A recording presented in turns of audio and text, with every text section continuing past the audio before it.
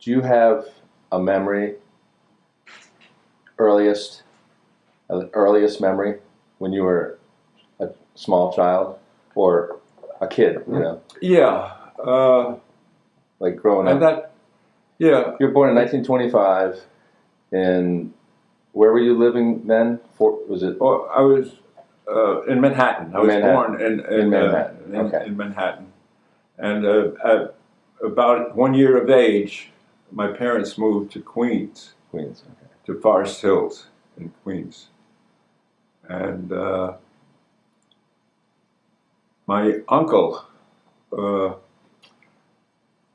was the person that started looking at houses in Queens, and my father followed in his steps, and we, lived on the same street, separated by a couple of houses. Do you remember the name of the street?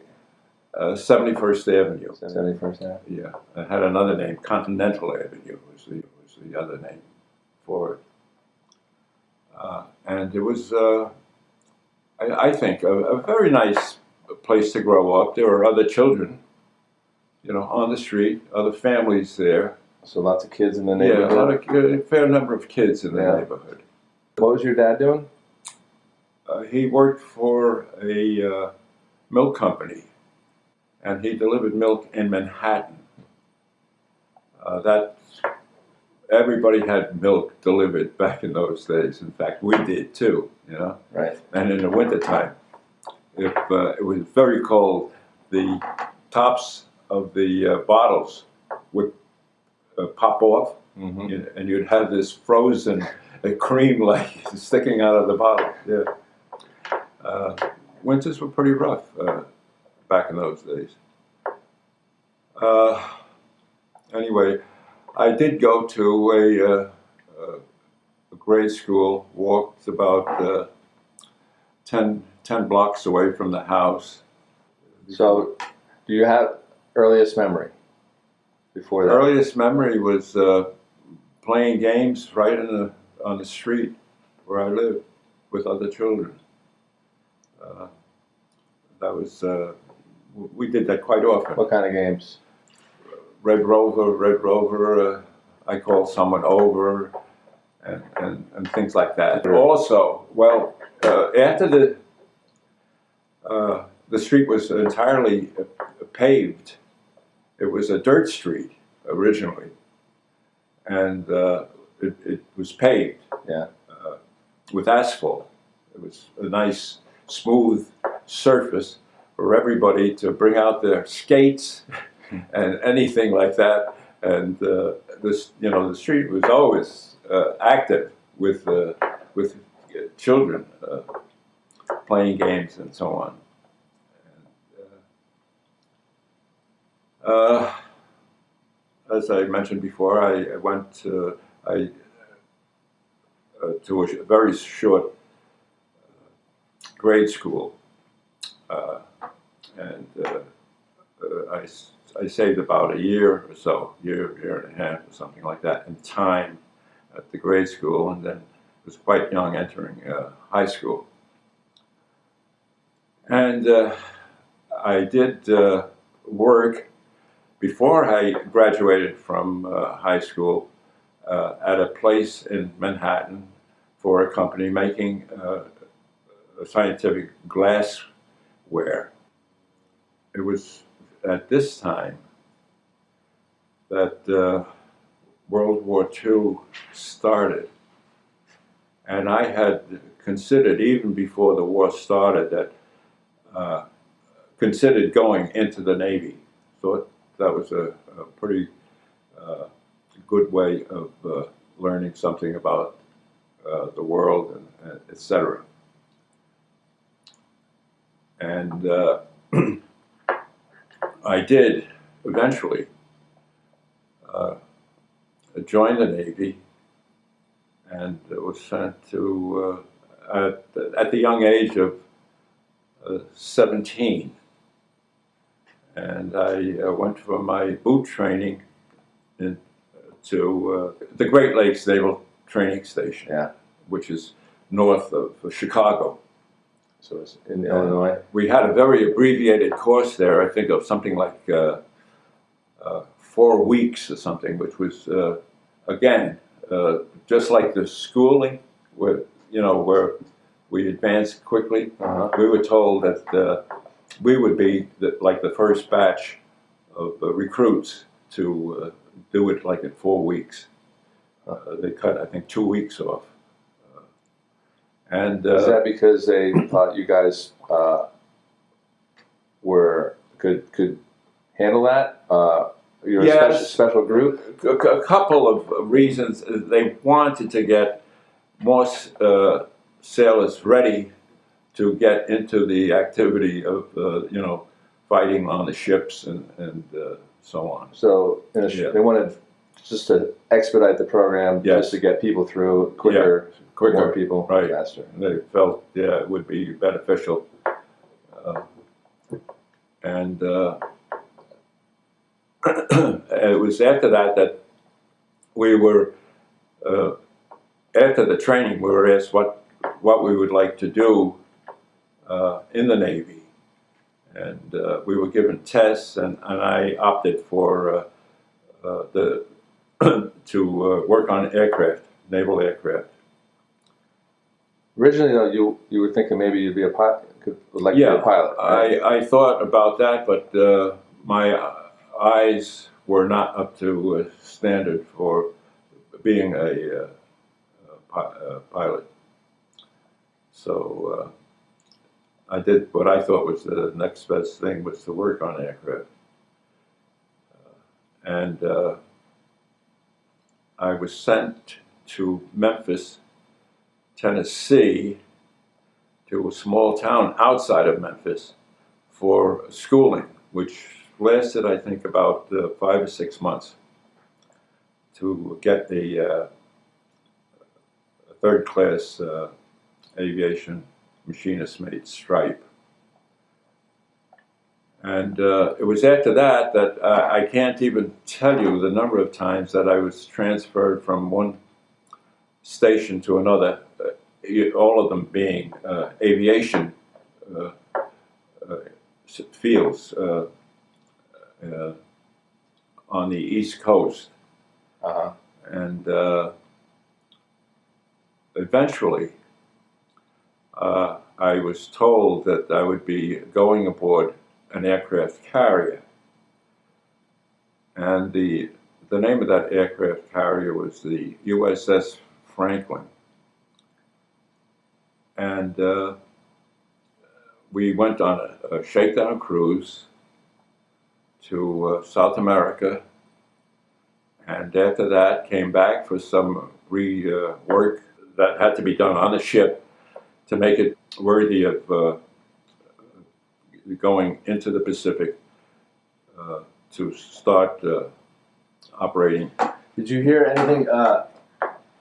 This ship was brand new. Yeah. And did you hear anything about the ship before you got on it? No. Was there anything special about it? But I was amazed when I first saw the ship at the huge size of the ship. I was anxious to get on the ship and to do what we were supposed to do, and that is to start attacking the Japanese domination of all the islands in the Pacific. So there was no doubt what you guys were going on the ship for. Yeah, right. No doubt about it. And eventually, after the shakedown cruise in the South American area, we went through the canal, which was pretty exciting to see the canal, Panama Canal. And eventually, we finally went to Hawaii, stopped there for several days, and after that, we took off, went to an atoll in the Pacific called Eniwetok, and there we became part of a group of warships which involved several carriers and a number of destroyers and cruisers. That was our, unit that would operate together. How many ships do you think there were? Well, I would say about a dozen ships would be in that group. Most of them being the small destroyers. Were you how many aircraft carriers? Two. Yeah. Maybe two major carriers and one small carrier. And we went out and started striking these different areas, especially the ones where the Marines were going ashore to fight the Japanese that owned these islands, that occupied them early on in the war. And these are islands that were between Japan and Hawaii in the Pacific. Right. Well, no. Saipan, Tinian, further west. Yeah. And we did quite well with the airstrikes that we produced to help the Marines when they were going ashore, to fight the Japanese.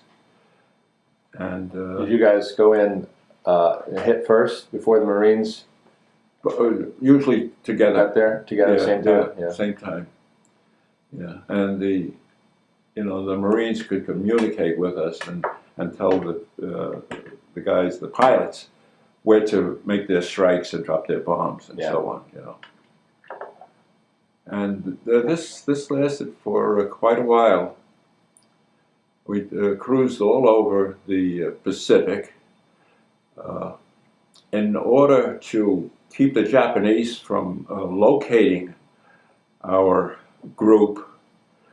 We would, after striking an island or covering an invasion of the island, we would go at a flank speed at night and go to another area so that they would never really know where we are. The Japanese. What's flank speed? Full speed at night. Yeah. And we were quite successful. There were some attacks from the Japanese and a lot of activity on the ship with some accidents, so to speak, and with landing aircraft and like that. We did quite well, though. Did you ever feel your life was endangered before? Yes, but it was not a big concern for me. I just said, well, we are engaging the Japanese attacks, and I just felt that it was part of the job. We were at war. You had some attacks too, right? Yeah. Kamikaze. Yes. Come down on the ship. Well, not real kamikaze, but when we were covering the return of General MacArthur to the Philippine Islands, we took a Japanese aircraft that was hit and burning, and he crashed right into the flight deck of the Franklin and killed, I think, about 60 men. 60 men. Wow. That time.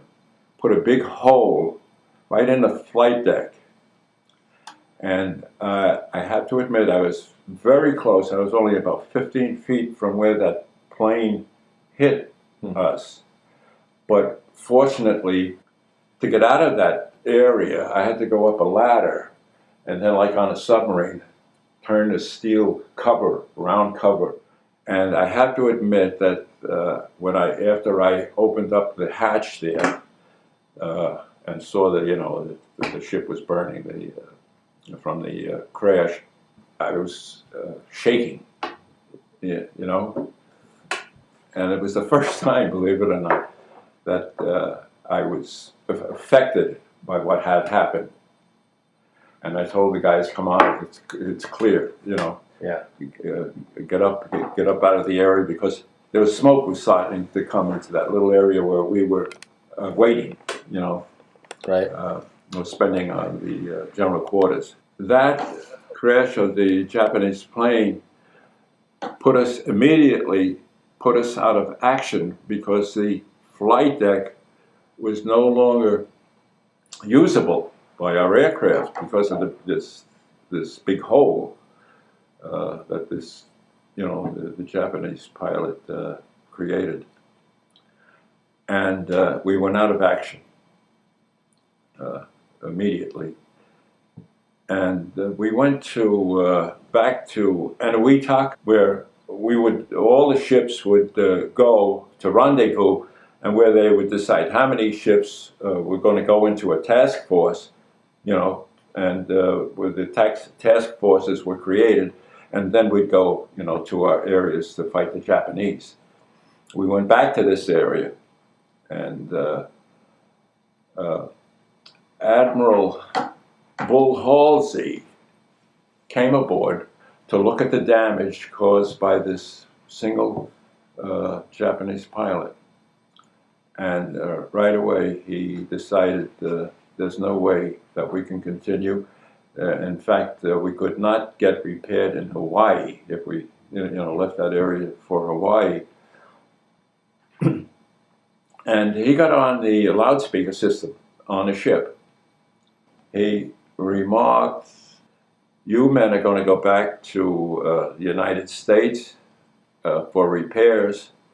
And he said, "You will be getting furloughs to go home. Do not discuss at all with anybody what happened to the ship."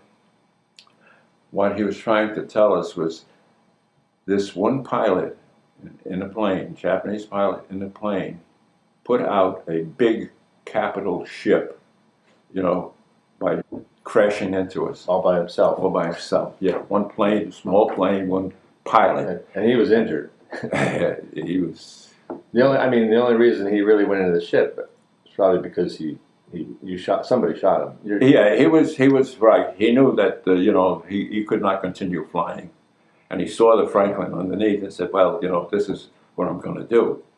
And of course, he ended up like chopped meat, yeah. And which I saw the next day, on the hangar deck. You saw his body? What was left. Yeah. And it was just like raw meat.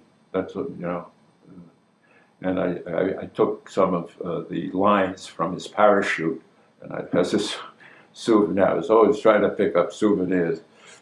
And I had that for a long time. So Admiral Halsey, mentioned to us, look, don't discuss this with anybody, because it was so devastating, and he didn't want the Japanese to know that that's all you have to do, right? Yeah. Just crash into the flight deck of the biggest, fastest carrier in the war. So and he put you out for months, right? Yeah.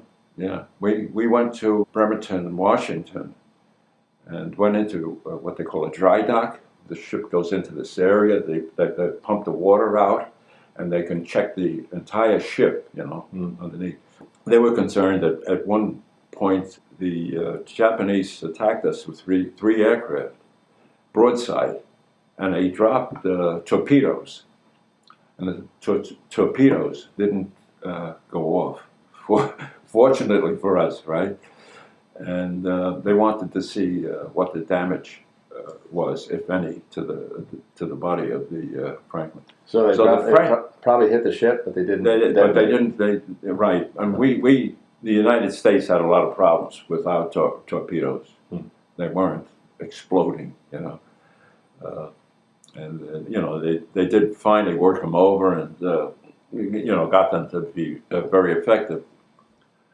And I got home by train from the Seattle area, all the way to Chicago, where I got on another train to New York City.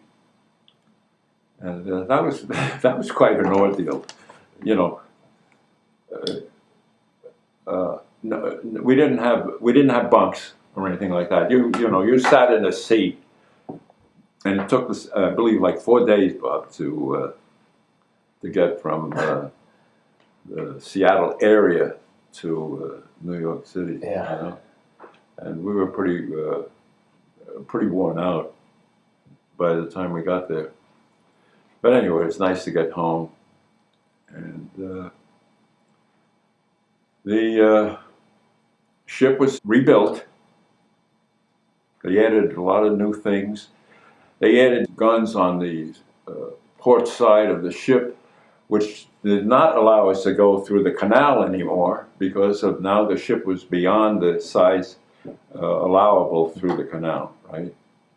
We more or less scraped through, you know, when we went from the East Coast to the West Coast. And anyway, the ship was completely outfitted. So how did you, well, first off, what did you do when you went back home? Do you remember? Just relax? Yeah. You know, spent my time mostly with the family and friends. And it was interesting. All my buddies were, you know, that weren't involved with the war or anything like that. They wanted to know everything that happened. Was it hard to hold back from telling them?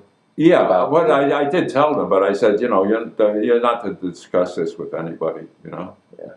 And I did say that because of Admiral Halsey's admonition to us about that. While the ship was being repaired, I was told that I would be flown down to California, and I would learn how to take care of a Corsair.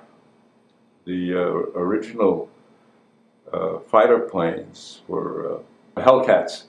Hellcats, okay, were the original fighters that you know, I worked with. We had to know the plane well enough so that without any light, you know, after the sun goes down, without any lights going on in the aircraft or on the deck or anything like that, be able to start the engine so that pilots would have a warmed up plane ready to go into action at night if necessary. Kind of be invisible.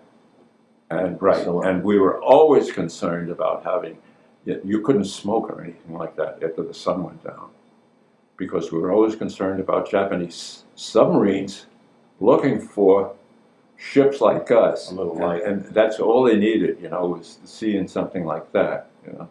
So I you know, I sat in the cockpit and felt around and everything and started the engine without any problem, because I had done it, you know, many times before in other on land-based areas. Now, we went to, after dropping off some soldiers in Hawaii and some aircraft that we had on a flight deck, we acted like a, what would you call it, a ship to transport people and like that. And we would have on our flight, not our flight, a hangar deck, which is underneath the flight deck, and it's a, you know, huge area. Mm-hmm. And they would have cots there, and all these army men, they were treated like third-class citizens on the ship, you know. We had our chow on time and everything like that, you know. And we would drop them off in Hawaii, and then they would, you know, go on other ships to fight. You know, I didn't envy their jobs on the islands where the Japanese were still occupying us. And we, this time, instead of going to Eniwetok, we went to a place called Ulithi, which was another area, an atoll, okay, in the Pacific Ocean, but much closer to the Philippines and Japan now. Okay, so this is our grouping area, like I mentioned before, where they say so many ships are going to get together and they're going to perform these acts of of bombing and etc. And we spent a few days there, and finally left. And the captain of the ship got onto the loudspeaker system for the ship and told us that we're going to be out for a very long time before we see land again. And we headed up for the Japanese islands this time. And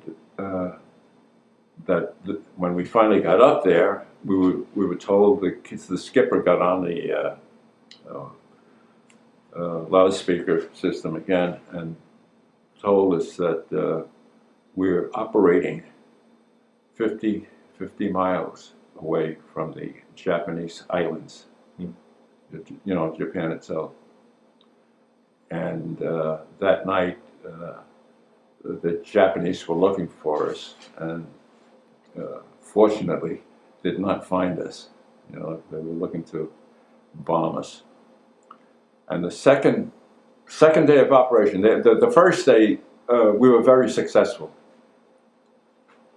They didn't, there were no airstrikes from them against us, and our pilots did the job by sinking all the ships in one of the harbors of the mainland of Japan. And I think we lost maybe a couple of planes, but that was all. And that was considered a big success.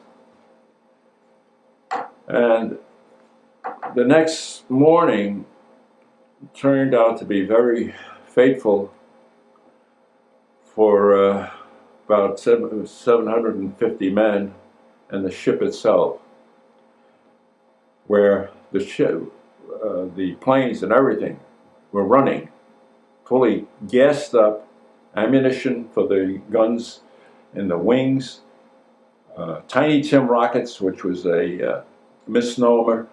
They were big, huge rockets, one under each fighter plane, like I was involved with, had in charge of. And everything was, all the planes were running. And this is in the this is dark, the second dark of the morning? This is, pardon? Is it still dark in the morning? No. By now, it was like daylight. Yeah. Very, very overcast, low-hanging clouds, which, excuse me, in a way helpful to us because the Japanese couldn't see us, cruising through the water there. And that morning I noticed that the plane that I was in charge of was leaking pinkish fluid, which turned out, I knew what it was. It was from the hydraulic systems on the Corsair aircraft. Well, most of the things that moved on the plane were done with what they call hydraulics, where you have a piston and you push an oil into it, make it move back and forth. And I saw that was dripping at a pretty good rate. The plane was running with the pilot in it, and we were in the very rear end of the ship, the flight deck, okay? Like if this is the front of the flight deck, we were way back here. So anyway, I said, gee, I don't like that. I don't like that the dripping that I'm watching there. The hydraulic fluid is, coming down pretty good. And right away, when I saw the color, I said, I knew it was hydraulic fluid and not gas or anything else.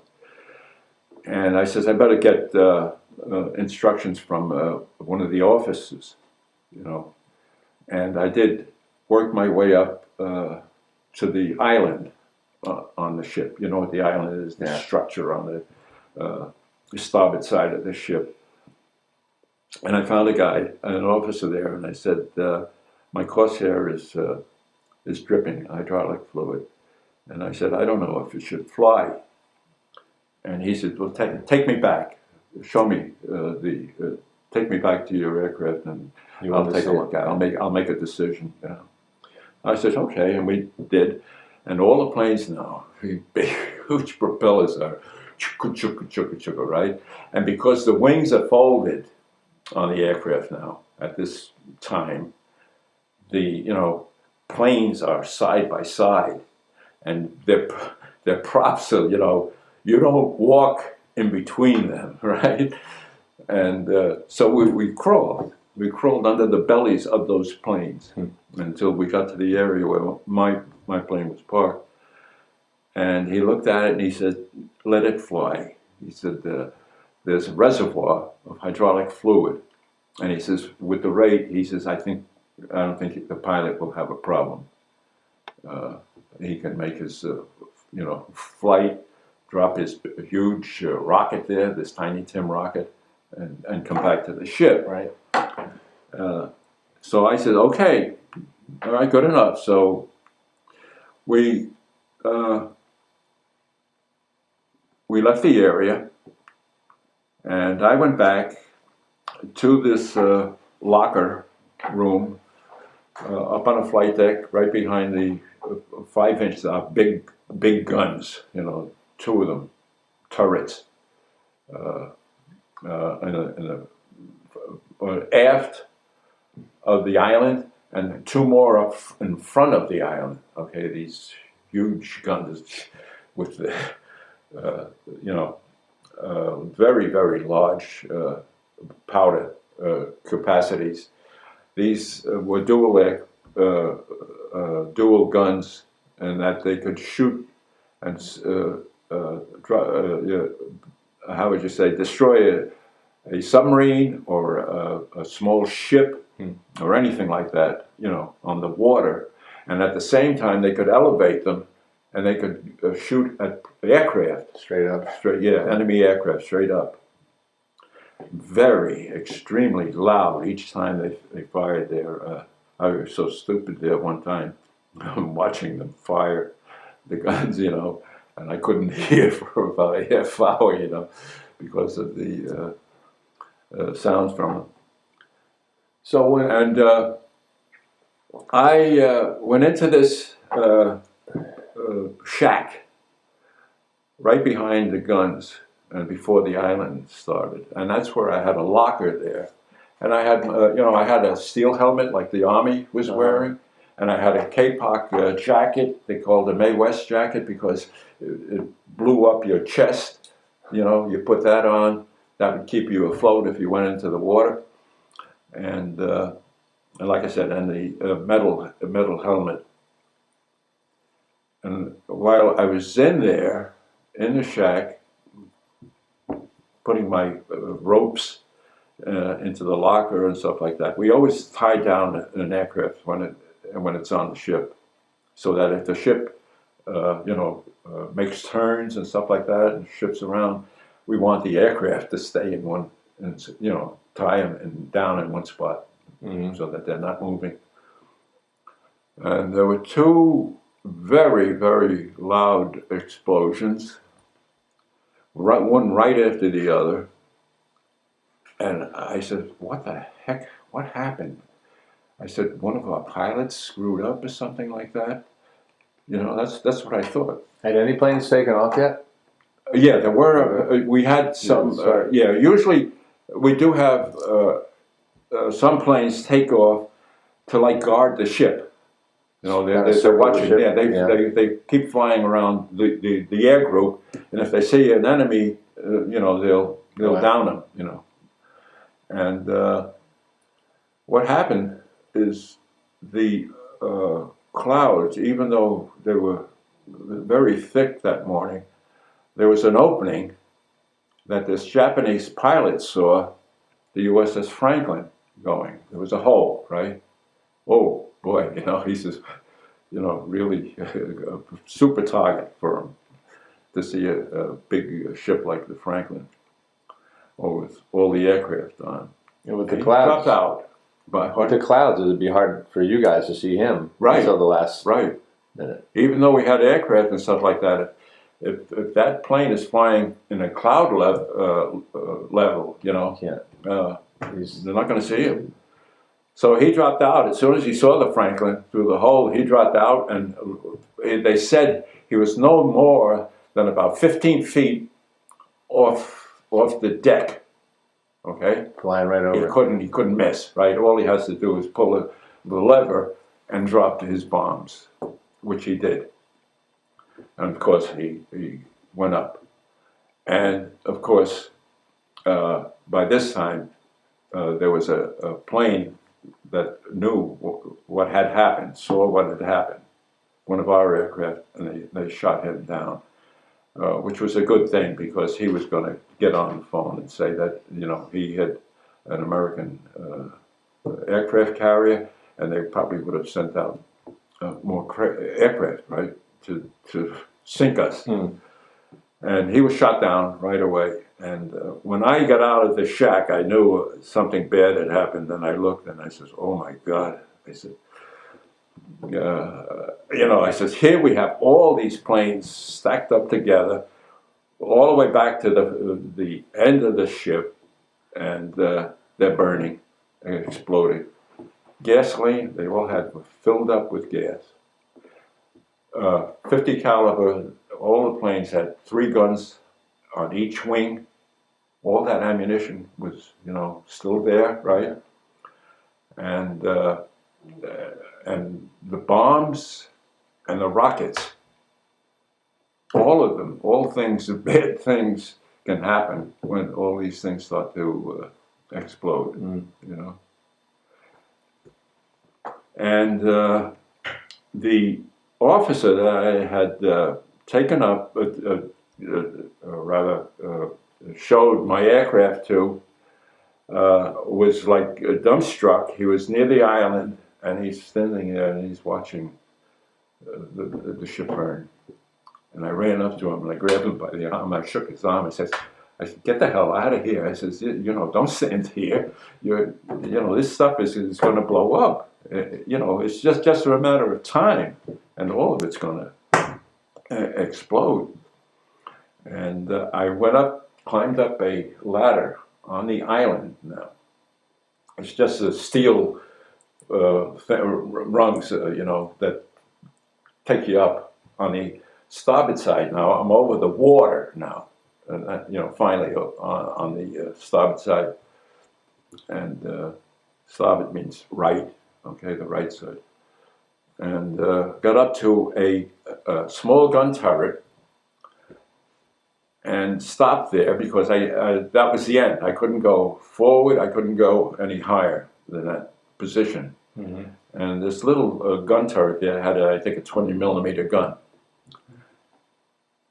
And after a while, the huge ventilator on that side of the island started to spew this black, smelly gases from the fires on the ship itself. We didn't have any air conditioning or anything like that, even though we were operating in the hottest areas of the ocean, right? Yeah. But we did have large fans in the ship to keep fresh air coming into our areas on the ship, you know, where our bunks were and like that. And I noticed a knotted line that was tied inside of that little tiny turret there, that little going down into the water. And I thought for a second. I said, "Gee, I could stay on the ship," but I said, "I don't like my chances of living on the ship very long with what is happening." And I looked at the knotted line and I said, "Gee, I think I can get down into the water on that line." I didn't like the idea of jumping from that height because the flight deck is high, right, over the water. Now I was up even, another 20 feet higher than that. So I said, "This is an opportunity to get off the ship." I said, I know, I had 2 pairs of dungarees on because we were not used to cool weather. And here we were far enough in the north, you know, going after the Japanese seaports. I said, the water's probably going to be pretty chilly. But I said, I think my chances of living or dying, I said, I think I prefer to go into the water, which I did.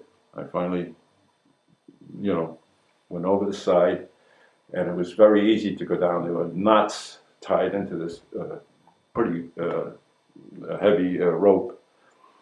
And when I got down to the bottom, my feet were dragging now. You know, the ship is still moving, and my feet were in the water. And I say, Nick, this is the your last opportunity to go, try to go back up or go into the water, right?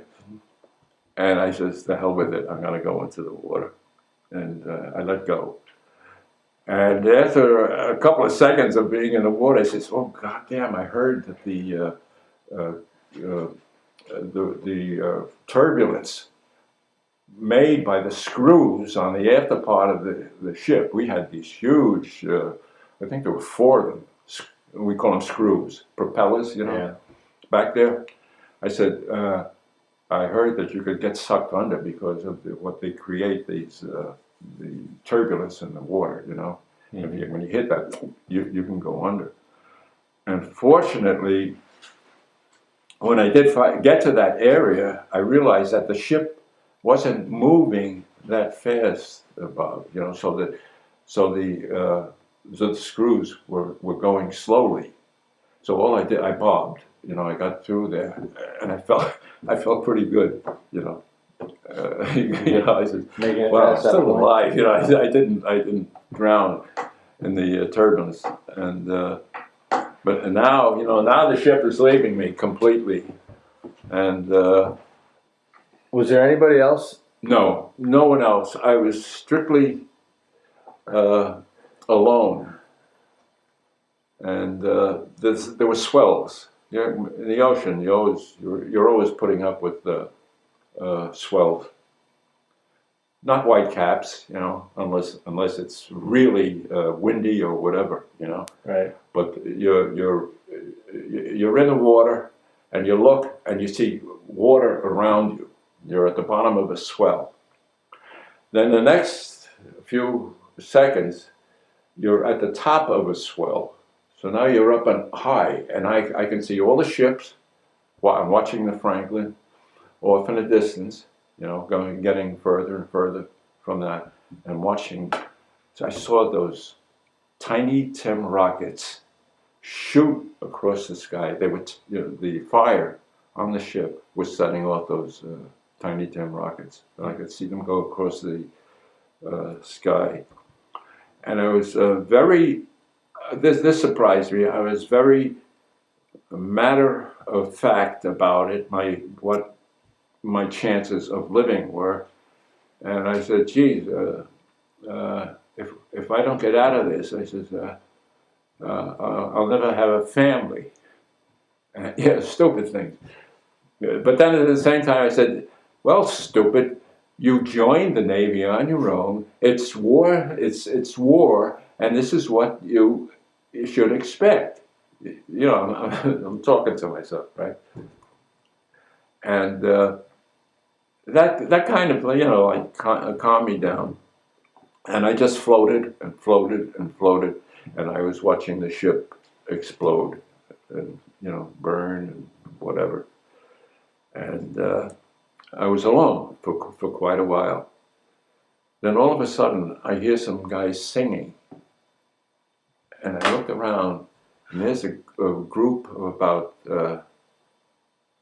seven men holding on to this debris from the Franklin, and they were singing, "Oh, give me land, lots of land under starry skies above. Don't fence me in." Did you ever hear that song? Maybe it was Johnny Mercer or someone that wrote that. And I says, "Holy mackerel, the spirits are pretty good." I mean, they're making a joke out of it's this song, you know, on the starry skies above. I think there were two of them there that were like unconscious, hanging onto the debris. And I dog paddled over to them, you know. And now I felt pretty good because, you know, I wasn't alone in a huge ocean, right? And I had some fellows from the ship. They said nothing to me. I said nothing to them. They just, you know, watched me come over and grab onto the debris. Debris was this flotation gear that was all tangled up, that normally opens up into a big blanket. And they grab onto it, and it keeps you afloat. Right. And who comes over? Another guy comes over to us. It's a friend of Bob Deschamps that I met before the war in Forest Hills. He lived in Forest Hills, this guy. He's a good swimmer. I don't think he had flotation gear. And he comes over and grabs on too. And he looks over and he says, oh, he says, there's a guy in trouble over here, you know, floating. And he goes over and pulls the guy into the, you know, back. I thought that was, you know, really nice of him, you know, to help this guy that was kind of struggling. So. Did you know this? Yeah, I know. Was on the ship? No. No. That's a funny thing. I had no idea. Really? Roy, his name was Roy Kalfopoulos, but he went by the name of Kalfo. His parents changed their name to Roy Kalfo. A very good friend of Bob Deschamps. And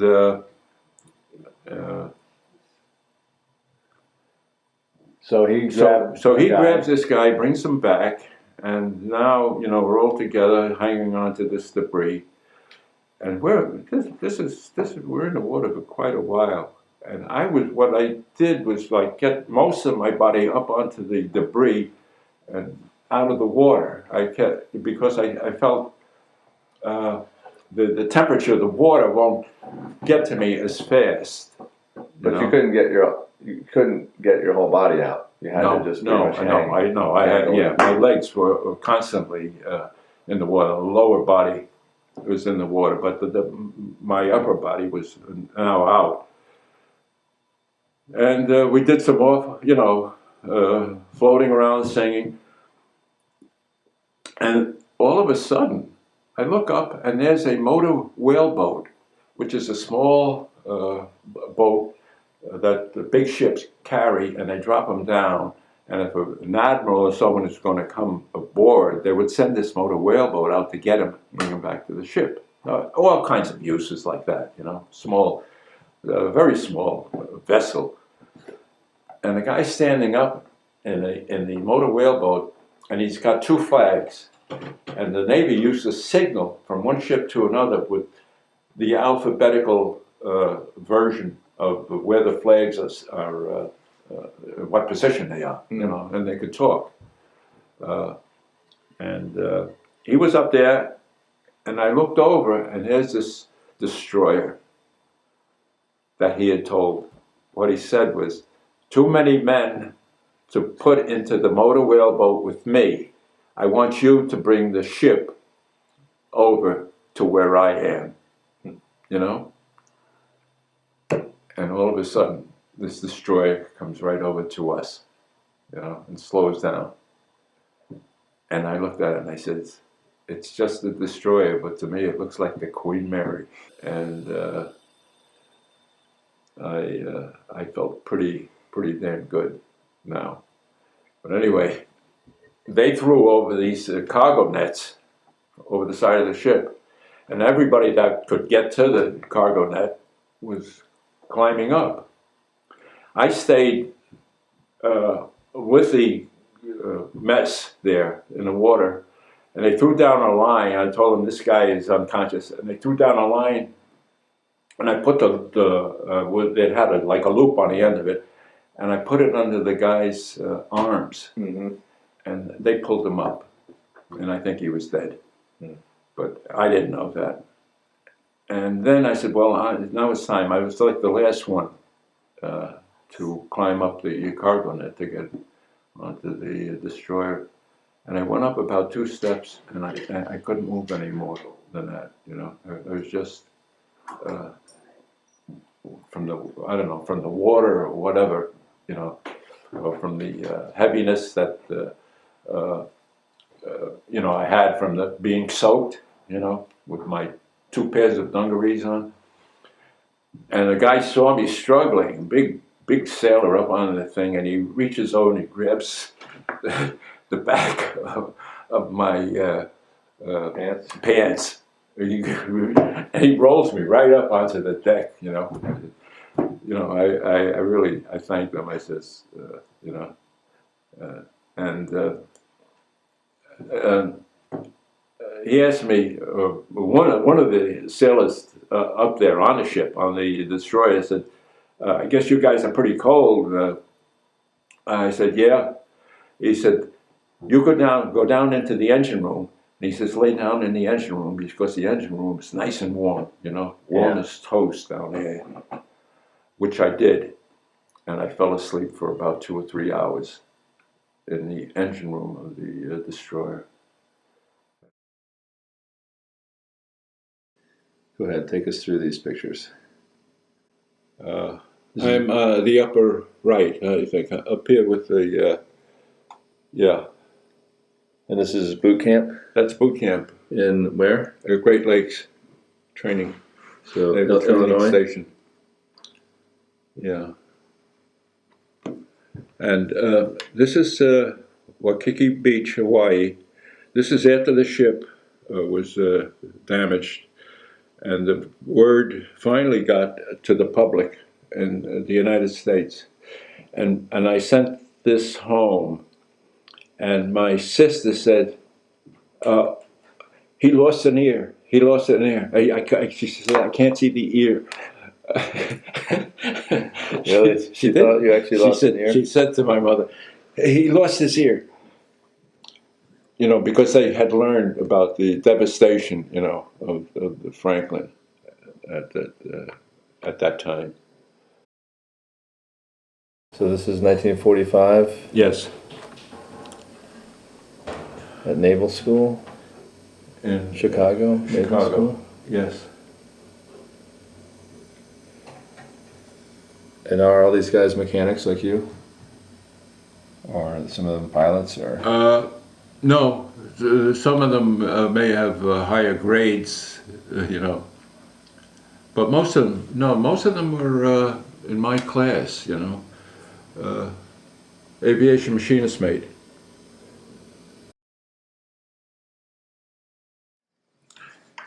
Where did you find those?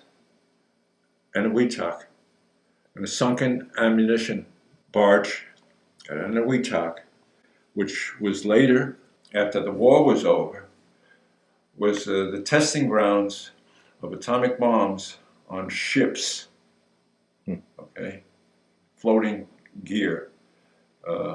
And they exploded some bombs there and went in and saw what the damage was, okay? They were trying to get a good feeling of if they had to use an atomic bomb again, you know, what the effects would be over water, etc. So what is that piece you're holding? this is a what would you call it? A Piece of ammunition. ammunition, right? Ammunition, probably for excellent against anti-aircraft, anti-aircraft type of ammunition, or whatever. It's pretty pretty powerful. And it would have been fired by The Japanese against us, Japanese, right, whatever, or even shipping, because you know this is a heavy piece of steel that would go right through a small ship. What's the other piece there? It's a piston. It's a piston from a U.S. Navy dive bomber. This I got, I think, from Floyd Bennett when I was stationed at Floyd Bennett, and it was something that they were going to discard, you know. And I said, well, they're not going to discard it. I'm going to take it as a sample of cake. But can you imagine whatever 14 of these moving up and down? 14 in one engine? Yeah. Yeah. Yeah. Okay. And then you get your... Want me to put it on or something? Get your old replica hat. Yeah. So after the ship went up in flames, and but it did not sink. They called it. What did they call it? The ship that wouldn't die.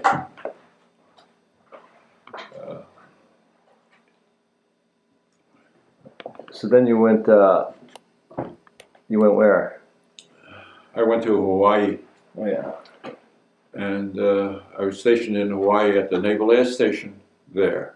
And after several weeks, they asked us what we would like to do, what station to go to, or anything like that. You know, gave us different options.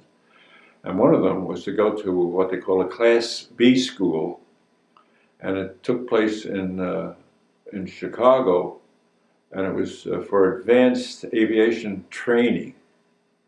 And right away, I jumped on that because everyone said that Chicago is a fantastically friendly city to sailors and soldiers. And I went there and completed, I think it was like a 5-month course in engine maintenance. We took engines completely apart at that school. It was a brand new school set up by the city of Chicago as a vocational school for young Chicago people that would prefer to go, rather than to go to a regular high school, go to a school where they could learn a trade or something like that. And the Navy took the whole place over for sailors and this schooling for advanced engine maintenance. So, and meanwhile, the Franklin was towed back. In the meanwhile, the Franklin got underway again. You know, there was listing so much from the water. If they kept, the ship probably would have sunk if they kept using water to try to put out the fires and stuff like that. You know, fortunately, it didn't, but it was listed fantastically. So they brought the ship, The ship got underway. Okay, and went to the first thing they did was one of the cruisers that was with us threw a line to the Franklin, and they got it out of the close area to Japan, because the Japanese knew that we were in the area because our planes had bombed, the first day, like I mentioned. Right. So they would, come after us. In fact, I got out on the destroyer one day, and I looked up, and the guys around the Franklin that still had operating guns were shooting at a Japanese plane that was trying to hit us again. It was surrealistic, some of the things that happened. Another event was on the ship, and it was a nice middle of the day, and I was up on the flight deck, which is my station. Because I was involved with the aircraft, that was where they wanted me during battle. They had all these different bugle calls and sounds and everything like that to tell us what we're going to do. One of them was man your battle station. And as I mentioned, all the plane captains were to be up on the flight deck, ready to put in pilots into the seats and get the planes operating. And anyway, I was up there, and nothing much was happening at the moment. And one of the plane pushers, remember I told you they're like the lowest class on the flight deck with the plane pushers? Yeah. He comes up to me, without saying a word, he like grabs my shirt, and he goes like this.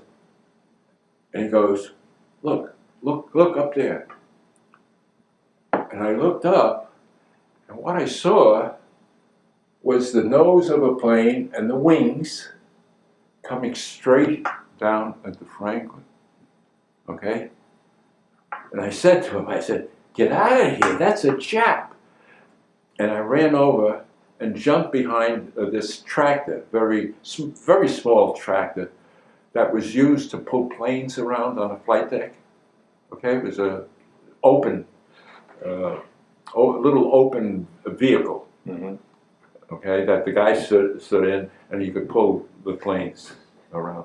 And that was near the island, but there was a space in between. So I jumped into that space between the tractor and the island. And he dropped the bomb. The plane dropped the bomb. And it hit the second elevator on a ship. It's an elevator on the side of the ship. And these are huge elevators that will allow aircraft to go down to the hangar deck to be worked on or repaired, okay? Big, huge steel guides on them that you could see on a hangar deck, you know, to move planes up and down. And I jumped behind that mule, they called it a mule, this little vehicle that pulled planes around. And he dropped the bomb, and it hit the deck edge elevator. Did very little damage, but blew out a tire on a fighter plane, right that was sitting in that area. And I got up and I looked, and that mule had a flat tire. So evidently a piece of shrapnel came over, missed me, but blew the tire out on the mule. And I looked over at the fighter plane over on the deck edge elevator, and that also had a blown tire. And I don't know whether I think the plane was shot down or something, but everything calmed down, you know. And I said, geez, I'm lucky that shrapnel that broke the tire on the mule, I said, missed me. You know, I was very fortunate. It could have hit me, and not maybe kill me, but put me out of action. So I noticed some guys getting ready to push that fighter plane, that Hellcat, over near the deck edge elevator, and I got up to what they call ride the brakes in it. What riding the brakes is, you step on one or two of the pedals, and it allows them to push around and get a very tight turn in maneuvering this plane, this damaged plane. And I just about got up there, and I'm ready to, you know, ride the pedals. And this officer up on the island that controlled what was happening with the planes and everything like that, okay? And he had a loudspeaker that he could get into. And he looks at me, you know, in the plane, fair distance from him. And he says, plane captain, he says, get out of that aircraft that's going into the water. That's going overboard, he said. Plane, nothing wrong with it. Tire blown out, fighter plane. They're going to push it into the ocean. He wanted to clear the deck so that if we were to get more aircraft going in the air, okay, there would be no holdups because of a plane that that had a blown tire or anything like that. So I jumped out of the plane, you know. but see, I felt kind of self-conscious, you say, because he's talking to me, everybody on the ship can hear him, get out of it, he says, get out of that Hellcat, it's going into the water. Everything was expendable, anything to get the ship ready to have other planes take off, right? You do it. Yeah. You do it. You don't care. Yeah, the time it would have taken to fix the tire wasn't worth no, right. the risk the hang involved right. in Right. holding planes back. Yeah, exactly. Way. Yeah, he knew what he was talking about, but it just seemed, a little wasteful to me. There was a parachute, and I said, "Stupid! Why didn't you pick up the parachute when you got out?" There was nothing wrong with the parachute. Yeah. The fighter pilots, all of them used. So, there was every day there was something exciting that happened. Hardly a day went by when something bad or exciting went on. And I remember I was way up forward on the flight deck, and I was doing something with the plane. I don't know, maybe straightening out the straps that hold the pilots in or something like that.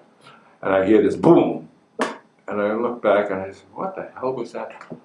It was a gun had fired on the ship, aircraft that used this type of piston, and it was, thank God, it was a tail dragger. You know what a tail dragger is? It's not like the new planes that are used today, but the tail had a little wheel in it, right? All of our aircraft were like that, okay? And it was so that the plane was kind of, and the fellow says, "Oh, he's one of the 20 millimeters went off."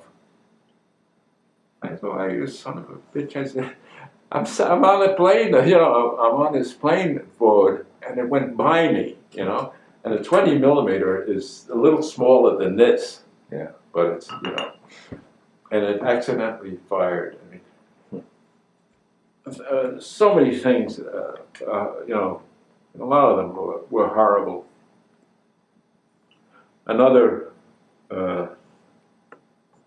accident is I was fixing up a cockpit again, straightening out everything, and I hear a mild explosion,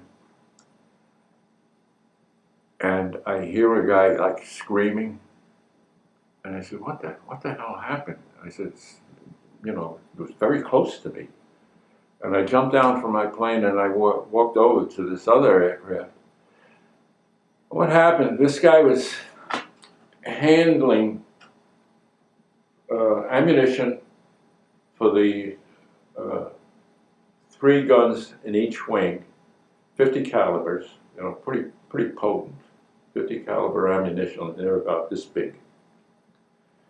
He was handing up to another guy that was on a ladder, and they had the wings opened up so that they could put this ammunition into the wing for the next flight, and so that the guns, 3 guns on each wing, could fire. And they used our planes would sink small Japanese vessels with these 50 caliber guns, because they were, that potent. They'd go in, and it was there was a hot steam tank or something like that driving the vessel, the Japanese vessel. It would blow up the ship. So it was I always thought a very effective thing to have on an aircraft. He was leaning against 3 guns, and they went off. Right, this part of his body. And when I got off, when I dropped down to my plane, looked over, I couldn't even go near the guy. I saw pieces of flesh around him, and he was still alive, and he wasn't screaming, but he was talking, and he knew what happened to him. You know, I felt really, really bad. And they took him down to sick bay, and he died. I think in a very, very short time. Yeah. Those 3 guns just tore his stomach and lower portion of his body apart. You know. He was very innocent. Nothing he did wrong. It was just that something.